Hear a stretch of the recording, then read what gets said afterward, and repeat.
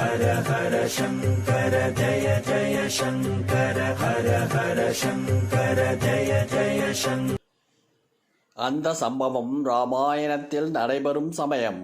ஸ்ரீராமர் நிறை கர்ப்பிணியான சீதையை காட்டில் விட்டு வரும்படி லக்ஷ்மணனிடம் சொல்ல அவனும் விட்டு திரும்புகிறான். அப்போது அவன் தன் அண்ணனின் நிலை பற்றி புலம்ப சுமித்திரர் அவனுக்கு எடுத்து உரைக்கின்றார். லக்ஷ்மணா, வருந்தாதே, கேள். தன் பிள்ளைகளான ராம லக்ஷ்மண பரத சத்ருக்களின் பிற்காலம் எப்படி இருக்கும் என்று ஜோதிட வல்லுநர்களிடம் தசரதர் கேட்டார். அவர்கள் ராமர் தன் மனைவி சகோதரர்களை பிரிந்து வாழ்வார் என்றும் தனக்கென வாழாமல் பிறருக்கென வாழ்வார் என்றும் அவருக்கு பிறக்கும் பிள்ளைகளால் ரகு வம்சம் தழைக்கும் என்று கூறியிருக்கிறார்கள். இதனால் வருத்தமடைந்த தசரதன் வசிஷ்டரை பார்க்க ஆசிரமத்திற்கு போனபோது அங்கே தற்செயலாக வந்திருந்த துர்வாச முனிவர் தசரதனின் பிள்ளைகளான ராம லக்ஷ்மணர் பரதர் சத்ருக்கர் ஆகியோர் பற்றி என்னிடம் கூறியது என்ன என்றால், தசரத மன்னனே, எதுவும் நம் கையில் இல்லை. இது இப்படித்தான் நடக்க வேண்டும் என்பது விதி. அதை யாராலும் மாற்ற முடியாது. இது மகாவிஷ்ணு பெற்ற சாபத்தின் பலன் என்றார். அது என்ன என்று தசரதர் கேட்டார். துர்வாசர் கூறினார், மன்னா கேள். முன்னொரு காலத்தில் அசுரர்கள் தங்களை காப்பாற்ற யாரும் இல்லாமல் பிருகு முனிவரின் ஆசிரமத்தில் தஞ்சமடைந்தார்கள். பிருகு முனிவரின் மனைவி கருணை மிகுந்தவள்.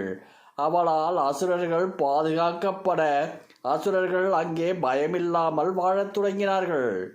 அசுரர்களின் இந்த செயல் பற்றி கோபமுற்ற தேவர்கள் மகாவிஷ்ணுவிடம் முறையிடவே அவர் தகுதியில்லாத அசுரர்களை காத்து ரட்சித்த பிருகு முனிவரின் மனைவியை தன் சக்கராயுதத்தால் அறுத்து தள்ளினார்.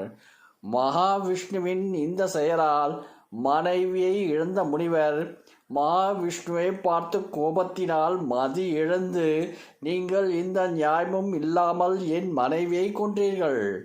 பாவங்களை எல்லாம் விளக்கும் வல்லமை படைத்த நீங்களே இப்படி செய்யலாமா? உங்களை நான் சபிக்கின்றேன். நீங்கள் இப்பூவிலையில் மனிதனாக பிறந்து மனைவியை இழந்து நெடுங்காலம் மனவேதனையுடன் வாழ வேண்டும் என்று சபித்தார். பிறகு தன் சாபத்தாலும் மனவேதனையில் தானும் கோபமுற்றதாலும் முனிவருக்கு மிகுந்த மனவேதனை ஏற்பட்டது.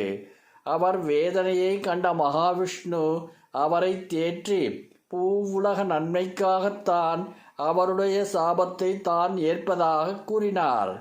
அதன்படி ஸ்ரீராமர் அவதாரம் எடுத்து அயோத்தி மாமன்னனாக ஆட்சி புரிந்து மக்களுக்காகவே வாழ்ந்து அவர்களுக்காகவே மனைவியை துறந்து பின் தன் பிள்ளைகள் கையாலேயே தன் அருமை தம்பியான லக்ஷ்மணனையும் துறந்து மனவேதனை உற்று பின் அவதார பூர்த்தி செய்வார். இதுதான் தசரத மகாராஜாவிடம் துர்வாச வசிஷ்டர் ஆசிரமத்தில் கூறியது. ஆனால் இது தேவ ரகசியம் என்பதால் ஒருவருக்கும் கூறக்கூடாது என்றும் கேட்டுக்கொண்டார். நான் அந்த சமயம் அங்கே இருந்தேன்.